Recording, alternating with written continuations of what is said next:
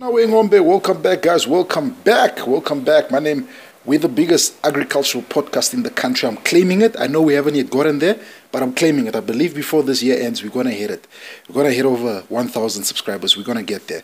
But now, I am, of course, your host, the one, the only, Mitchell Simata, aka the Induna, the cattle headman, the headman of cattle. So, I got a question through the comment section of one of the videos that I make where a gentleman came through and asked, is it difficult to get a farm? And he asked me if I can make a video on that explaining. You know, it's a yes and no. Yes, it is difficult to get a farm depending on your financial status. If you don't have enough money, it's going to be difficult for you to be able to get or purchase a farm. You know, just the same as it is. If you don't have enough money, it's going to be difficult for you to buy a house in Windhoek to get a plot. So it all even depends on your financial status. If you are like from a very wealthy family or you are wealthy yourself, it's going to be very simple for you to get up and be like, okay, let me buy a farm without having to take a loan. If you are not from a wealthy family and you want to buy a farm, you might have to apply for a loan. And when you apply for a loan, it comes with its own set T&Cs, terms and conditions, which would be you need to have collateral. Number one, you need to have collateral. You need to have collateral. You need to have probably a good credit score. I think credit score is now becoming a thing in Namibia. You need to have very good credit because they need to look at this before they consider if they're going to give you this loan for you to be able to purchase a farm. So it's difficult. No, it's not difficult if you're coming from a background where you already have money. If you're not coming from a background where you are wealthy, if you have not been sitting on a big company and you are not the CEO who's getting in excess close to $1 million yearly payout, it's not difficult if you have the financial backing. Like I said, if you have the collateral, you meet all the T&Cs that the bank needs to give you a loan. So it's not going to be difficult for you. If you come from a background of money, or if you come from a family like the Martins here, if you're related to Sidney Martin, you're Sidney Martin's child, it might be easier for you to buy a farm compared to trying to buy a farm if you are me, because I don't come from such big money and I do not have that collateral the bank requires for them to give me as a loan to make sure that that's their security. If I default on payment, they can take back the farm. Another thing also you need to look at when you are considering, just adding to what he said, it's difficult to get a farm. You also need to look at the type of farming you want to do. You know, if you want to do, for example, planting to horticulture, you of course have to look for farming in an area where the rainfall is high. And sometimes that could be, those farms in that area could be a bit more expensive because of the area it is in. It's like, I hear from the little knowledge that I have, I hear the Grootfontein area, farms in that rain triangle, is one of the most expensive farms there because it's big farms that you can convert into a big horticulture farm, whether you're going to do pineapple, oranges, plant crops, plant tomatoes. I think anything, literally anything can grow. Farms in that combat area are very expensive. So yes, it would be very difficult to get land that side if you do not have the capital. But if you want to do horticulture, you'd have to look into what they would call the rain triangle. This is now your Grootfontein, Tsumeb, Otavi area, that area in combat. That area is your rain triangle. But I'm also told that I have it under very good information that areas are very expensive. And also, if you want to do cattle husbandry, for example, you might have to look for a farm in an area where there's good rain. You don't need heavy rainfall. You just need about, let me say, 2 to 400 millimeters of rain for the grass to grow and regenerate. So for you, if you want to do animal husbandry, you might have to look in an area like the Omaheke, which is good rain area, you know, Ochivarongo, Otavi, Grootfontein area. So you might have to look in that areas for you to be able to run a cattle ranch. And also remember, when you're running a livestock ranch, like you're doing animal husbandry in this term, cattle, you need big piece of land because, you know, cattle can be farmed on, particularly the European and American breeds, which are a bit bigger. You need bigger pieces of land to graze.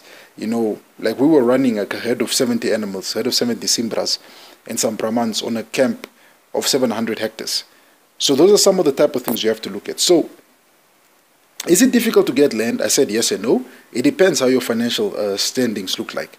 Because, you know, when you go to a bank to apply for a loan, they need to look for security, such as you have collateral, your bank credit, your payslip and everything. If you have all these things set out and you are making, let's say, excess of 30,000 a month after deductions, you're getting 30,000 a month after deductions, it'll be easier for you to buy a farm. But compared to a person who's just making probably 7,000 a month after deduction to buy a farm, it might be a bit difficult for him, because he might not have that finances to really manage and run the farm, and also going to the bank, he might struggle. Now, that person who probably just makes the 7,000 might need to have other things like collateral for him to be able to access a loan from Agribank or from Standard Bank or from FNB or from Nedbank, to be able to say, okay, I got this loan, let me go buy a farm. Let me put down this loan and buy a farm. You also need to remember also another thing that determines the price of your farm is the size of the farm. The size, how big the farm is, also determines the price. How many camps does it have? I think people go, is it $600, $700, $100 per hectare? So that also works itself out into the price of the farm. That's something you have to look at. And then you also have to look at, some people would also take into consideration the type of development that's on the farm. You know, if I have spent millions upon millions on my farm, let's say the farm is in the Commerce Hoogland, I'll spend so much money on it, developing and modernizing it, building proper roads, building proper buildings, developing it to a farm where you just move in and start farming. Some of that assets and things that I've put onto that farm, the camps, the housing, the water points, that also goes into the price of your farm. So you need to look at all these things. You know, one might say that just getting a piece of land, a piece of open land, buying a piece of a farm, a big camp from a farmer, is sometimes much more cheaper than buying a farm that's already fully established. Because now when a farm that's fully established, you're buying now all these infrastructures that I have put in. If I've built a triple-story house there on my farm with an inside and outside pool, heating systems, jacuzzis, braai areas, it's literally a lodge. It's not, you can't really say it's a farm. It's literally a lodge in the middle of nowhere. If I have done all that, that can also influence how much the going price for the farm might be. But probably an open piece of land, which is, okay, let's say not so open piece of land, let's say a fenced off piece of land on a piece of farm that you've bought a camp, which does not have any other developments on it, you have to slowly build the things, might make it easier for you. So these are some of the things that play that could also come and affect the prices of land. But if you are asking, is it difficult to obtain farms in this country through the government? That also is another issue. The resettlement policy is also another issue on its own. Because as I made a video where I said, with the resettlement policy is, you're applying for a farm just like you're applying for a job. How everybody would want to throw in their vacancy for one particular, want to throw in their CV for one vacancy in a company. So in that one vacancy in a company, you're having probably over hundreds upon hundreds of people applying for it. So now the HR managers have to pick the best, people. As I said, with the resettlement policy, it's hundreds upon hundreds of people that are applying for these farms. So the competition is high. You know, if you're trying to get a state-owned farm through the government, the competition is high. So let's say for 5 farms, you're having close to maybe 80,000 people applying for it. So the numbers are high. So it's it's a musical chair type of game. You do not know if you're going to be lucky. What is that game we used to play as kids? Inky, Pinky, Bonky, that type of game you play. So it's a thing of picking. You do not know if you're going to get it or if you're not going to get it. But as I said, is it difficult to get a farm in this country?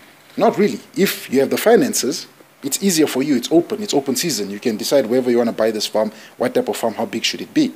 But if you do not have the finances to get up and just buy a farm like that, and you have to go through other procedures, applying for loans through the bank, going to cash loans or going to commercial banks to try and get loans, or you have to draw up a business plan to try and get loans. Those banks have their terms and conditions. And this is why a lot of young people, such as myself, in my age group, 30, younger than me, don't really have farms, because sometimes they ask us things like collateral, which we might not have. Some of us might have jobs that pay us well, but we might not have the collateral. Your salary is not enough, because with jobs nowadays, it's not a guarantee. It doesn't mean because you employed at telecom, for example, you might be there for the next 5 years. You could get fired any time of the day. So how are we as a bank going to get back that $5 million or $2 million or $3 million loan we gave you? How are we getting that money back? So these are the things, as I said, it depends where you find yourself on the spectrum. If you are coming from a family that has money and assets, it will be easier for you to purchase a farm. But if you're coming from a family that does not have that, and you have to start building it, it will be difficult for you, So, as I said, it's not a difficult thing. It's simple. If you have the money, it's simple for you to get this farm. You can finance it yourself. You can go to, if you don't have the funds but you have assets, you can put up these assets put that assets up as collateral for that farm. So the day you default on paying that farm, the bank can what do you call this, can foreclose your farm and also take back your assets, such as your house or whatever your properties you have. If you do not have this, yes, it becomes an uphill battle. It becomes an uphill battle because it's difficult. You don't have the money. You don't have the money to buy it, so now you have to try and get a loan. You don't have the collateral, it's difficult to get a loan. And if they offer you a soft loan to say, okay, you don't need to have collateral, but you have this farm, there's something called interest. Interest is something that we never really take into consideration. When you're taking a loan, whether it's a loan to buy a farm, buy a house, there's the interest. And sometimes that interest is what kills a lot of us black people, because we don't pay attention to it. You know, because you need to calculate the price they're giving you. Let's say they're giving you 2 million, and they're saying they are going to be asking 5% interest on that loan. You need to work out the 2 million and also include the interest in it to get your total number, how much you'll be doing your paybacks monthly, how much are you going to be able to pay back monthly for the farm. So those are the type of things. But also, like I said, the type of farming you're going to do, whether it is horticulture, whether it is animal husbandry, will determine the size of farm you need and how much land might you need. As I said, if you're running livestock, you might need a bigger piece of land.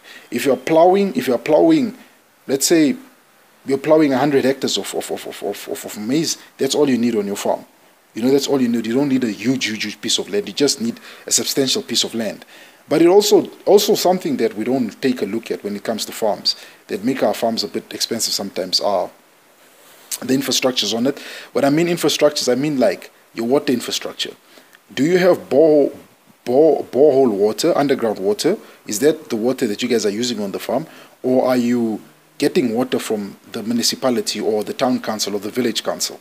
Because if the water is being pumped through the village council or the town council, that could make the price that could also factor into the price of the farm, because now you're getting a water bill, like monthly water bill, like how you get a water bill in Windhoek at your house. You're getting a monthly water bill, and that water bill on the farm would be much more higher than the one you have in Windhoek. For example, let's say average it could be 10,000 water bill on your farm, because remember you're irrigating. Your irrigations are running there. They're irrigating probably 100 hectares. So it's a lot of water that's being used. Your electricity bill is going to be high, because remember, unless you're having irrigation systems that use solar system, if they don't, and they're using normal electricity, your electrical bill is going to be high from non-power. So all these things you need to take into consideration when you want to get a farm. So is getting a farm difficult in Namibia? Yes and no. I gave my reasons. I mentioned the size. Do you have finances? Don't you have finances? What you might have to do. I've mentioned all that, the size and what infrastructures are built on your farm. So those are my 2 cents on, is it difficult to obtain a farm in Namibia? I say yes and no. It all depends. Just the same like one would say, is it difficult to be able to buy a car in Namibia? If you have the finances and you have the money, it's going to be easy for you to buy any car in Namibia. If you have the money and you have the finances, forget the cars.